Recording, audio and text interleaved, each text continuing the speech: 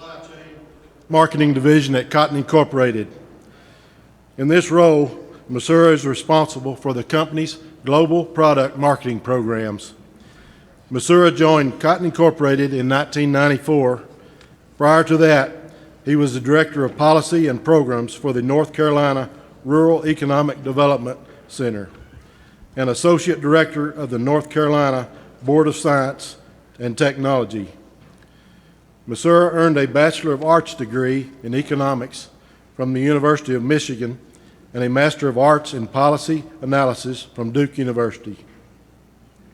He currently serves as the immediate past chairman of the International Forum for Cotton Promotion and is a member of the Industry Advisory Board to the Textile Development and Marketing Department at the Fashion Institution of Technology and chairman of the Industry Advisory Board, Fashion and Textile Management Program at North Carolina State University. That's kind of the written bio, but I would like to add to it. My first committee assignment with Cotton Incorporated was with the Consumer Marketing Division, and at that time I thought that had to be the most important division because for that consumer to look for those labels and things. But as I was moved to the Global Supply Chain Marketing Division, I realized that if not for the efforts of the Global Supply Chain Division, a lot of our cotton products may not be on the shelf. So I saw the importance of that division and was fortunate to travel with Mark and saw in Southeast Asia the importance of our presence there. And I guess on our return trip, I had a center seat and Mark had a window seat. He asked me if I would like to trade and take that window seat so I could look out the window and see some of the, see all the water, I guess, too. But so I really felt like somebody when the flight attendant addressed me as Mr. Messura. It really made me feel like someone. But at this time, I'd like you to welcome Mark Messura to the stage, and I'm sure I predict that following his presentation, you'll see the importance of the Global Supply Chain Division. Mark?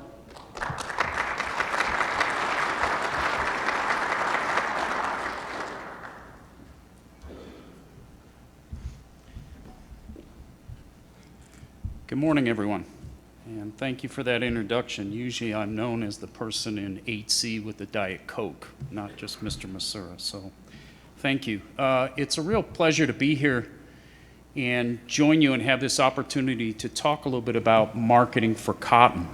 And I want to share a bunch of different things with all of you to really convey the complexity and the challenge behind marketing cotton. Many of you are familiar with and know Shelley Heinrich and Christy Short, and they're joining us here today, of course, and they do a great job of conveying many of the things that are done at Cotton Incorporated and with the Cotton Research and Promotion Program. So in addition to what they convey, today is a great opportunity to go a little deeper and to look at some of the issues that are surrounding the marketing of cotton. And I want to start by asking you to think about something completely different than cotton. I want you to think about something complex, and the first thing we got to think about are pencils. So imagine for a moment that you're all part of your local school board and you're asked to make the very important decision about which pencils you're going to buy. You have two suppliers, supplier A, supplier B. Supplier A says, well, these are my pencils, and some of them are chipped and some of them have erasers and some don't. Some have broken points. Okay, some are long, some are short. Okay. And the price for these pencils, well, I'm going to quote you a price today, but tomorrow it could be very different. And the next day, who knows? Oh, and every box of pencils that you get, 3 to maybe 8, even up to 16% of the pencils in that box you're going to have to throw out. They're not usable. But you're going to pay for the full box. Supplier B comes in and says, well, look at my pencils. Everything's uniform, all the same shape. Every pencil has an eraser. Okay? And the price for the pencils, okay, the price I'm going to quote you today is good for a few months. Oh, and every box you open, every single one of those pencils is usable. No waste. So who in this room would say, okay, I recommend that we go with supplier A? Anybody? How many people would say, well, that's obvious, we ought to be with supplier B? Anybody? Anybody afraid to buy pencils? Okay. Well, this is the challenge for cotton. Cotton is basically supplier A pencils. Cotton, as you know, is a natural fiber, has different qualities, physical qualities. Some short fibers, some thick fibers, high mic, low mic, okay? High strength, low strength. Even the best textile mills in the world, the most efficient ones, still will not use 3 to maybe 8% of every bale. They comb it out. And then those are the efficient mills, but they're buying the whole bale. Okay? Prices for cotton, we heard it a moment ago. Okay, the name of the game, I think was the quote, is price volatility. So that's cotton. On the other side, the synthetic fibers, completely uniform. How long do you want them? That's how they'll cut them. The fibers that we compete with, polyester, okay, nylon, rayon, these are synthetic and artificial fibers. They're extruded, so you can make them any shape or any size that you want. Oh, and the price for those fibers, it's announced and it's pretty predictable, pretty stable. And there's no waste. Every single polyester fiber in a polyester bale is used and usable. No waste. So which pencils are you going to buy? Which fiber are you going to buy if you're a manufacturer? This is cotton. Cotton is natural. You all know that. But in manufacturing terms, look at that. That's an ingredient that isn't very uniform at all. Okay? Some mature fibers, some short ones, some thick ones, some weaker ones. This is the competition. Okay? This is polyester. This isn't just polyester, this is 6-channel polyester. Try doing that with cotton. Grow it with channels and ridges to move moisture. Well, you can engineer that right into the fiber. Okay, that's polyester, nylon, same thing. Can't do that with cotton. We've got to find a different way to compete. But this is our competition. These are the fibers that we compete with. This is what is out there. And when we talk about marketing cotton, one of the first things you're going to learn is that it's not enough to just grow cotton and be excellent at growing it. We have to work to market it. Because the reality is, cotton is a natural fiber. But in manufacturing, it's not a natural choice. We're pencils from supplier A. So we have to overcome the natural variation, variability, the market volatility, and find a way to market cotton. So that's what I do. And along with my colleagues and the company at Cotton Incorporated, we work hard to overcome the fact that we're not a natural choice in manufacturing. This is our competition. This is a picture that was taken at a trade show. And you can see what it says here. Looks and feels like cotton, but with the superior performance of synthetics. No fading, shrinking, or pilling. Pilling are those little balls that you get on the surface.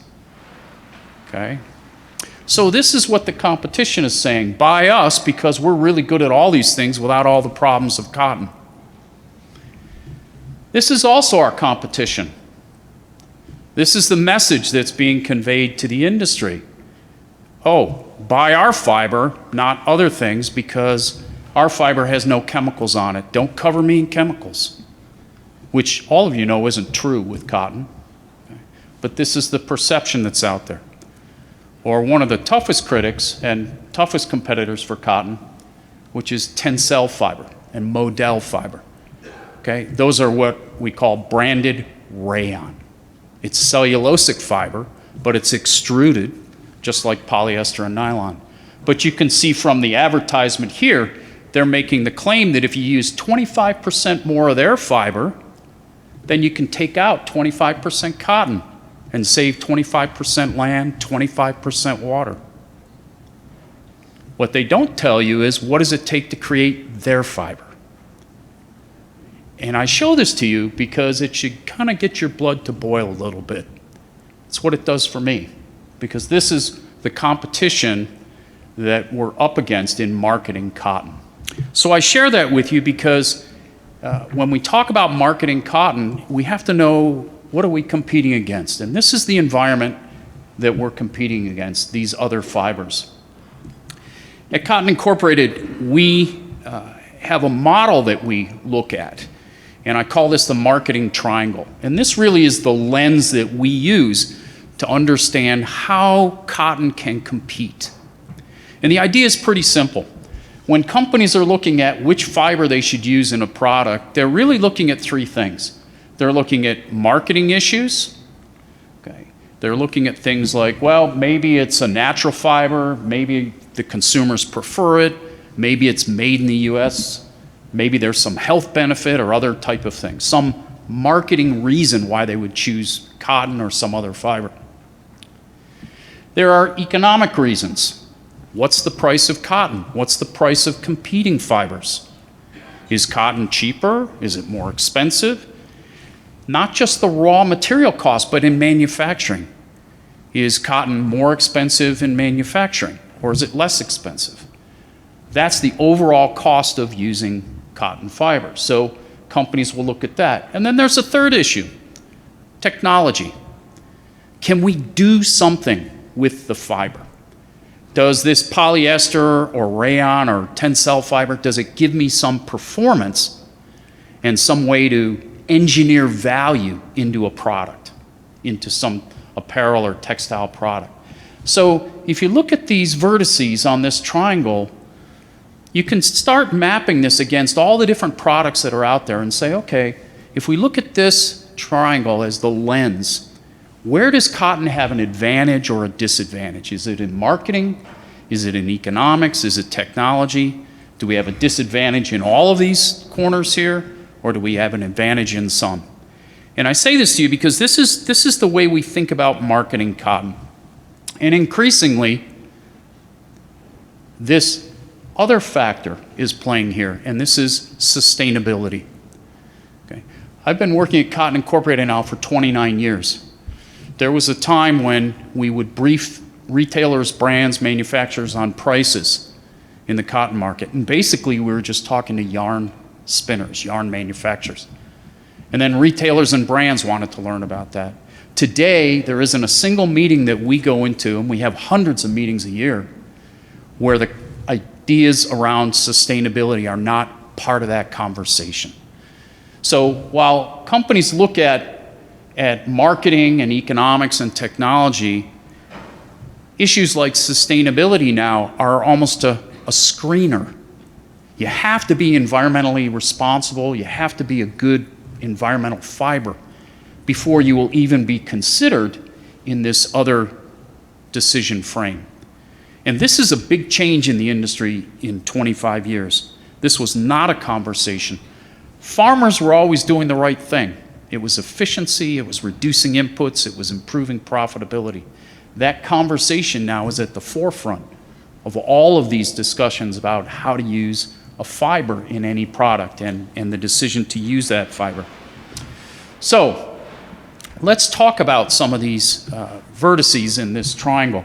And I want to start with economics. And again, focus on how do we market cotton. This chart, in simple terms, shows us the movement of cotton prices relative to polyester. That's the chief competitor in the market with cotton.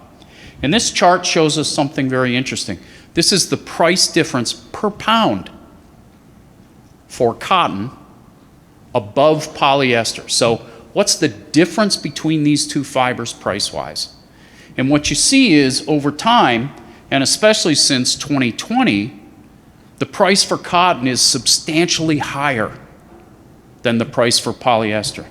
So if you think about that marketing triangle, are we winning in the economics? No. Cotton is substantially higher compared to our most competitive fiber, polyester. But be clear about this. We never want to go out and say we want someone to use cotton because we're the cheapest fiber. We don't want to do that. We want cotton prices to be high and the returns to be good for cotton producers and the cotton industry. So what this tells us is that if cotton is higher priced than other fibers, we're not going to be strong in that economics part of the triangle. So we've got to focus on the other parts of the triangle. We've got to find competitive advantage there. There's another issue that's out there, and this is real. And this is making the marketing of cotton and the economics difficult. The issue is the actions of the Chinese government in Xinjiang, in the far west region of China. And without getting into the politics or the human rights issues, I want to focus on how this is affecting cotton.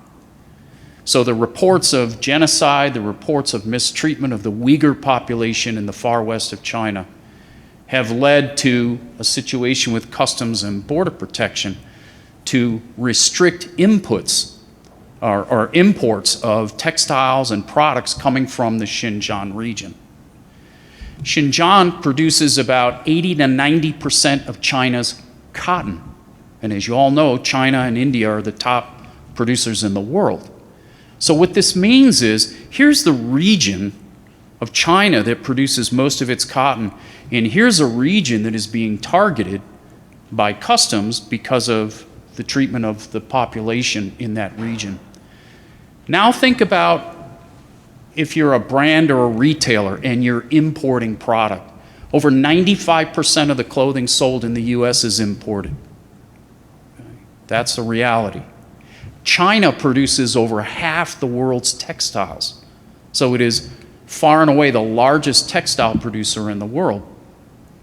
So here you have a region that produces most of China's cotton. In fact, 20% of the world's cotton comes from this region.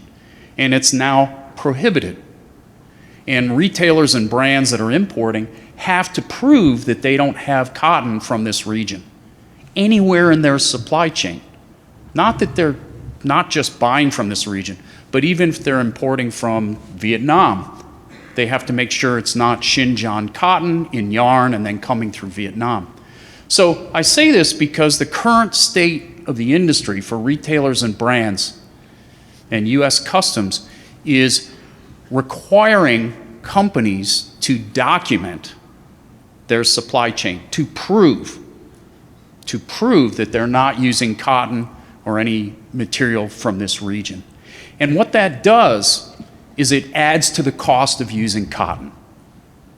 So where I just showed you that cotton is more expensive than polyester, I'm also saying that when it comes to issues like this for importing, it's very difficult for companies now to use cotton because it is more expensive.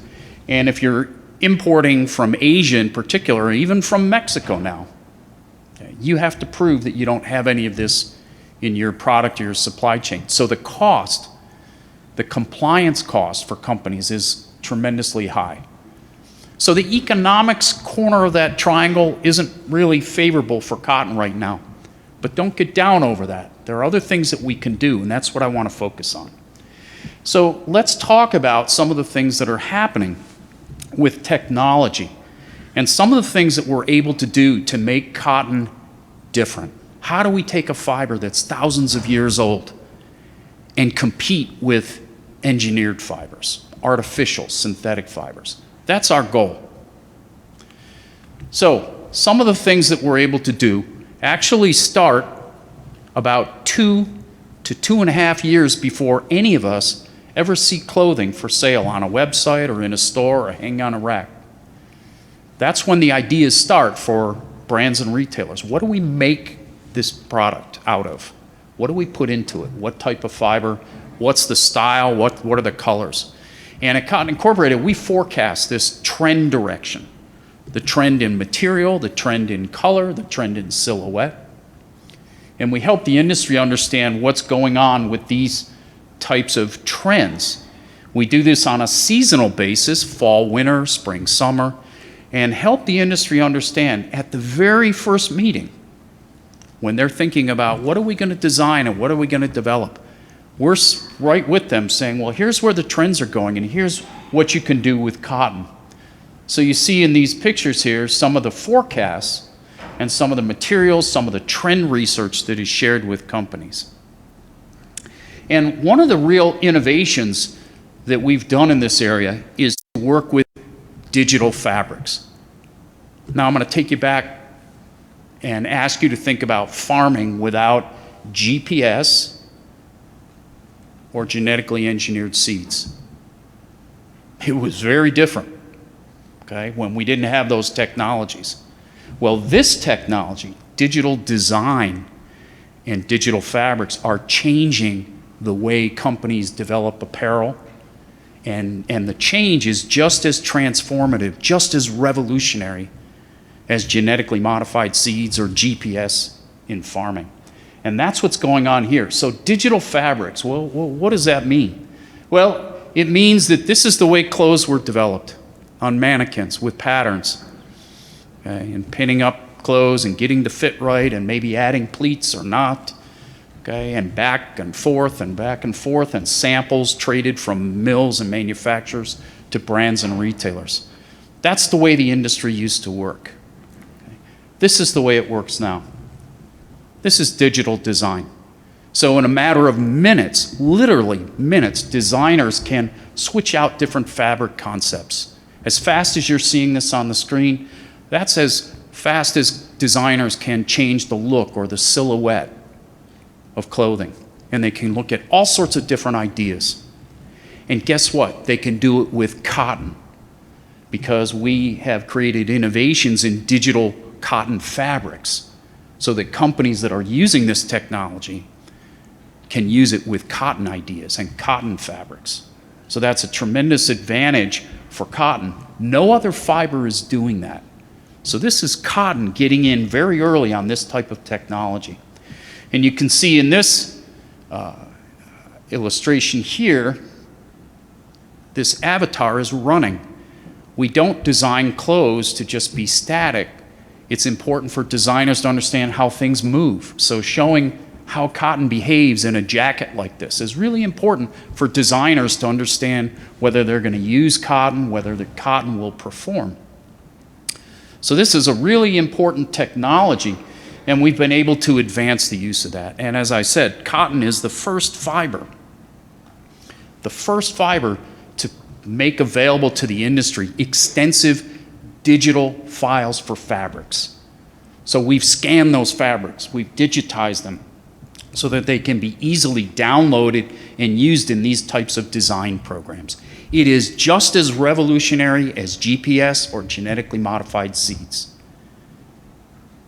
The 18 to 24-month lead time to bring a clothing idea to the market, half of that time is just design. So if you can take design from the old mannequins into software programs that can give you hundreds of ideas in a matter of minutes, that's where we're going to see a real transformation of how products are developed. And cotton is right at the front end of this. So that's a great way that we can be innovators. There are other ways that we can be innovators too. And at Cotton Incorporated, we have excellent research capability, and we have developed innovations to do something different with cotton. How do you take that 1,000-year-old fiber and engineer some new capability? So we have some different types of products, and I want to share those with you as examples of some of the innovation that we can bring to help market cotton and make it competitive. We have a suite of performance technologies, things that can be done with cotton to make it behave differently, so that retailers and brands say, oh, I didn't know cotton could do that. And all of these technologies we'll share with companies, and we write contracts with these companies to share this information. And part of that contractual agreement is we'll tell you how to do it, but you got to do it on cotton. So that's how we can use technologies strategically to get innovation and cotton use in the marketplace. So here's some examples of the things that we've done. Here's Cabela's, okay? This camouflage hoodie. If you were to go in the store today, you'd probably see this probably be made of nylon. Okay?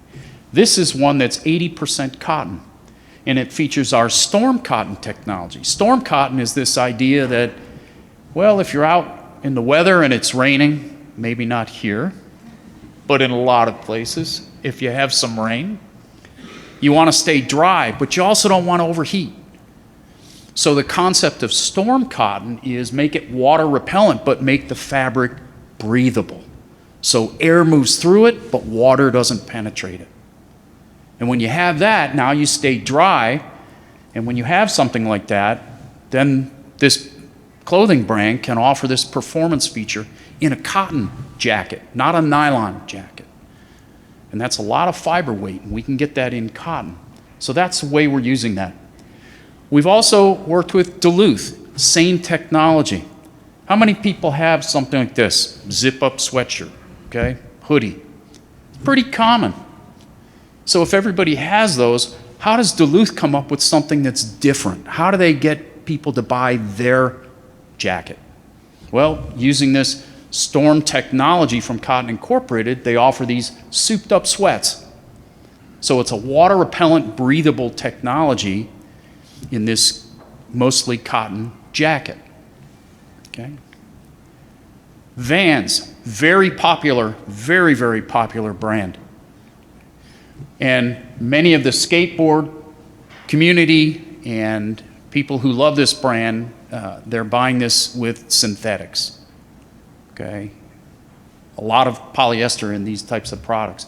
But using storm cotton technology and introducing this with Vans, these products now can be made mostly cotton. And that's a whole lot of fiber volume. So these are the types of innovations and the brands that we're working with. Reality. Everyone sweats. We all perspire. The key in apparel is what you do with the moisture. So moisture management, that concept is really important, and it's an opportunity for cotton. So we've developed technologies like wicking windows and trans-dry technology to deal with moisture management. Polyester, they can create a 6-channel polyester fiber to move the moisture in the ridges, in the channels. Cotton's got to do something different. We've got to find a different way to get at moisture management. And we do that through these technologies. Here's a couple examples. Jockey uses on their intimates wicking windows technology.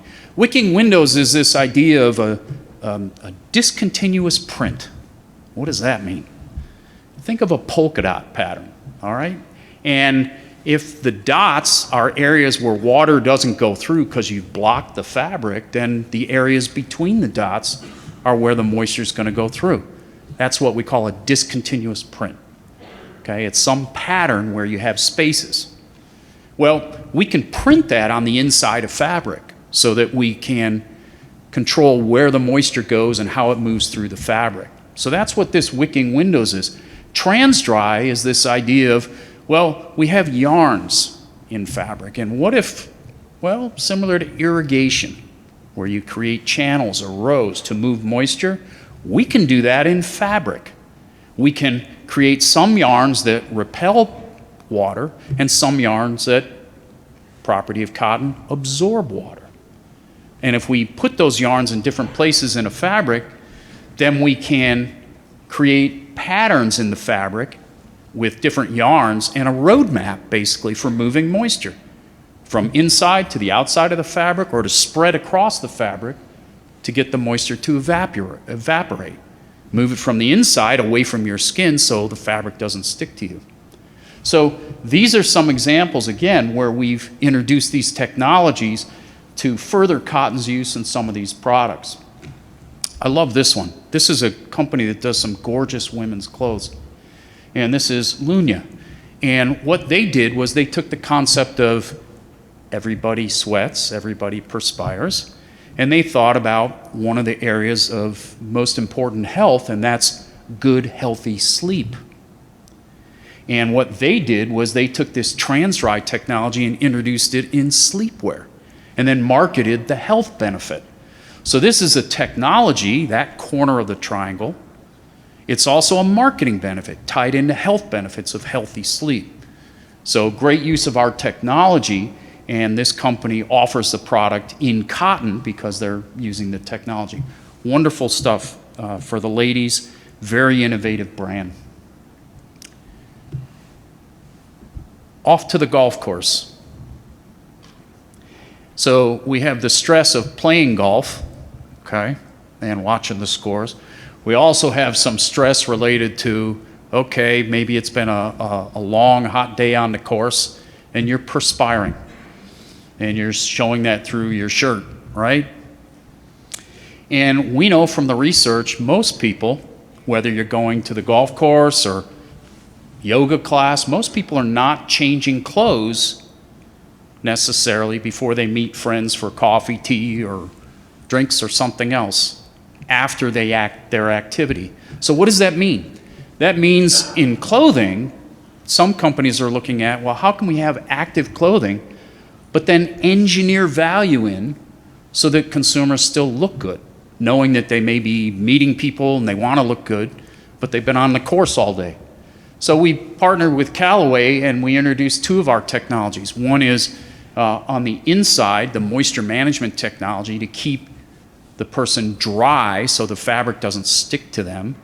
But then we also introduced a sweat hiding technology to block the perspiration stains so you look good, even if your score is lousy. So this type of technology is a way, again, to innovate with cotton. So Tough Cotton. This is a technology that we introduced, and this technology has allowed us to keep cotton in girls' leggings. And I show this to you because let's put dollars and cents to it. This is just these three companies, over 56 million units. And if you back out what that means in cotton sales, that's over $11 million in raw cotton sales at 50 cents a pound. And prices aren't at 50 cents. So these are some of the technologies, some of the things that we've been able to do to get cotton in with these brands, these retailers. And many of these technologies, you won't see Cotton Incorporated's name because we don't require that. What we do require is that they use cotton in the product. So these are some of the things that are in the market and help us compete on the technology side of cotton. So this is one of our latest. This is in the underwear market, and if you've been shopping in the underwear market, you know the trend is toward this boxer brief style, and it's mostly synthetic. And cotton used to own the underwear market. So getting trans-dry technology with a brand like Puma is a way we can reestablish cotton. I want to talk finally about sustainability and the marketing side. This is a picture of an indigo dye operation. This is in Asia. Okay. Consumers love denim, but when denim and indigo dye is not done properly, it creates an environmental problem, and it leads to coverage like this. And this is a threat to cotton and textiles. 80% of cotton fiber goes into apparel, so we have to pay attention to how we see this coverage. We also see this kind of coverage, questioning fashion. Okay. This came out of a European publication, and I was in a meeting a few months ago in Europe where the head of the EU related to fiber and fashion said, fast fashion is dead. This idea of buying more, quick turns, getting consumers back into the store several times a month or a season, that's over. That's not sustainable. Well, that's the challenge that we're facing. We're also seeing interest in plastic straws. How many people have heard about banning plastic straws? Okay, that's real. And this relates to this idea of plastic waste that gets in the ocean. But what's not talked about a lot are all the other single-use plastics, things that get used one time and they're plastics. Well, they're going to be banned. And the EU is banning that, and that's happening in a lot of other areas. So what are the single-use plastics? Okay, well, it's things like straws, but it's also things like disposable diapers and feminine hygiene products, and these are big fiber markets. They're not big markets for cotton, but these are big fiber markets. Everybody loves the convenience of disposable diapers, but disposable diapers are basically layers and layers of plastic. So we're working with companies to look at how can you replace the plastic with cotton layers. In products like tampons, pads, feminine hygiene products, lots of fiber being used. The market for these products is growing faster than the market for apparel. To be sure, it's a smaller market, but it's a fast-growing market. So we're looking at how to work with companies to get cotton as a natural alternative into these markets where the regulations are going to prohibit plastics. That's an opportunity for cotton. So we've worked with companies like P&G to introduce cotton components in their diapers. We're going extensively into trade shows and other markets for these types of products where they're looking for plastic-free alternatives, and cotton is the logical choice. So we're marketing to get cotton in there and do that. When it comes to sustainability, one of the most important ways we market cotton is to actually take people that, like the ones you see in this picture, the brands and retailers, to cotton farms. I said to you when I started my remarks, I've been in the business now almost 30 years, and not a meeting goes by where we don't have a conversation around sustainability. And there are a lot of retailers and brands who have no clue how cotton is produced, how it's grown. So one of the best things we can do is bring them to the farms and put them in direct contact with the experts, the farmers. And we do that in a series of farm tours. And you can see some of the pictures here. This comment about, didn't know there was so much science to growing cotton. This is the awakening. This is the knowledge that's happening when we talk about getting brands and retailers to understand cotton. So this is an important part of what we do. It's also important for us to educate the educators, the teachers at the universities who are teaching sustainable fashion but have no clue how cotton is grown. How do you teach sustainable fashion if you don't understand agriculture or cotton? So we've got to overcome that, and we're doing that by bringing educators to the farms so that they can see firsthand and, most importantly, talk to the farmers, learn from the experts, and then incorporate that knowledge in your classes. And circularity, finally, is a concept that many companies are looking at. How can you take an original product like a shirt, pair of jeans or something and do something else with it other than put it in a landfill? So we're working on a variety of things. Everything you see in this picture is cotton. From the frames and the sunglasses to the travel mugs, that's cotton and corn, to the 3D printer creating the Seal of Cotton logo. These are ways that we can take recycled fibers and make cotton circular, find other uses for cotton, and really contribute to the positive environmental story. My final comment for you is that my job is to go market cotton, but to do my job, I need all of you to keep doing your job. Be the best at what you do, and you are, the most responsible cotton producers, the most responsible cotton industry. That makes the marketing of cotton a whole lot easier for us when we're competing with the synthetics. So I thank you for the opportunity to speak to you today and share some thoughts about marketing cotton.